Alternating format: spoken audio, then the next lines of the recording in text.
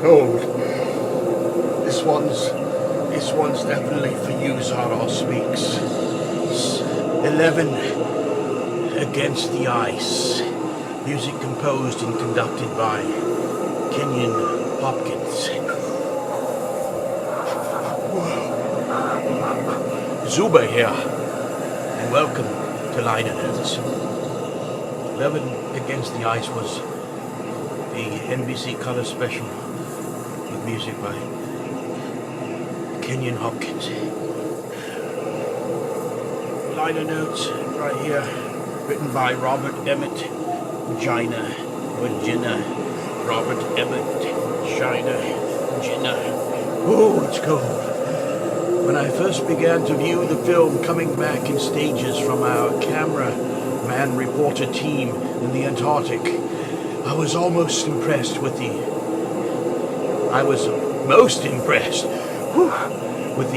awesome splendor of a continent twice as large as the United States, glittering under deserts of ice, crowned with majestic mountain ranges and gashed with glacial valleys pouring with accumulated ice of eons out into the vast ice shelves which surround it. As I watched the first screenings of this material, I began to hear in my ears harshly brilliant music, atonal in style and of distinctly advanced character. Perhaps we can have a serious Antarctic suite, a genuine concert work as the score of the film, I thought. Then, you might say, my tune began to change as I continued to look at the nearly 50 miles of film which came in from our far-flung team. Not only were there a prearranged script and covering Operation Deep Freeze, there was they were shooting things as they happened. Wherever the Navy and Air Force were able to transport them as logistics and safety allowed, merely keeping their eyes open for exciting material which could be shot in meaningful sequences. It is not the ideal way to make a documentary. It is one way. For a number of weeks they traveled with a party of 11 soldiers and sailors who were bulldozing and blasting a safe trail 644 miles across the treacherous unexplored territory to an assigned point in Marie Birdland. Part of the route lay through a shifting crevasse field. The year before, it had defeated a reconnaissance party when a 38-ton tractor plunged into the gaping chasm concealed beneath a ridge of snow.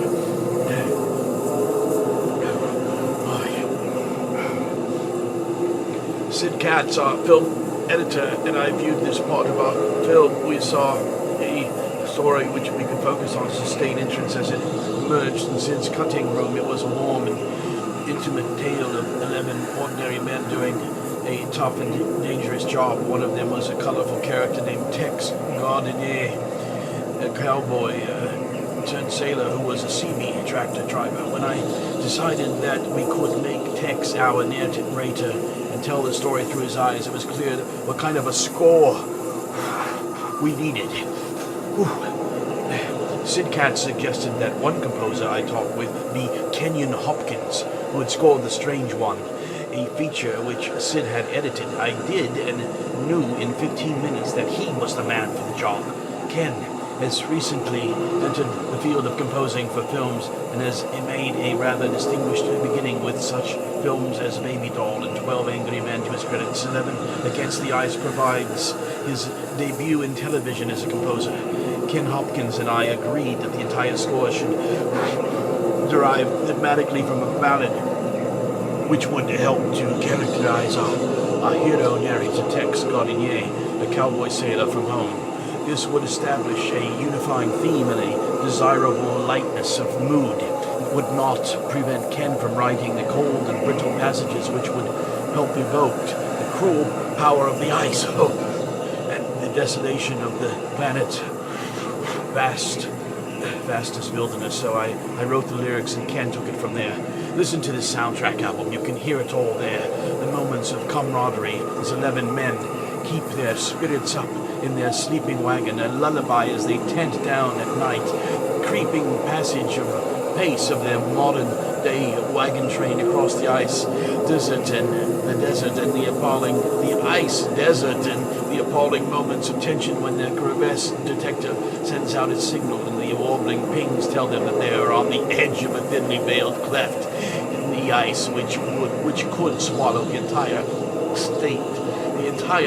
Empire State Building, and which might be dynamited out and filled in solidly with ice to get their tractors over it. Only about the middle of the soundtrack does the ballad theme, which has been so richly varied, emerge in its vocal form, sung by a newcomer named Jimmy Simmons, to set up a scene in which Tex Goldinier has been playing the guitar and singing. Certainly the score does not have the normal sequential development of a work composed for the concert stage.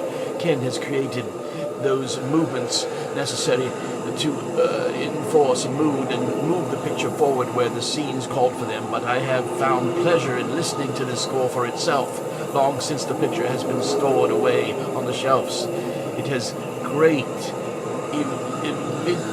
great individuality, richness of invention, and memorable motifs. Robert Emmett Gina, producer, NBC Special Products. Oh, I'm going to... Zardoz Speaks, I need to get warm. That one's for you. Hope you enjoyed. Bye-bye.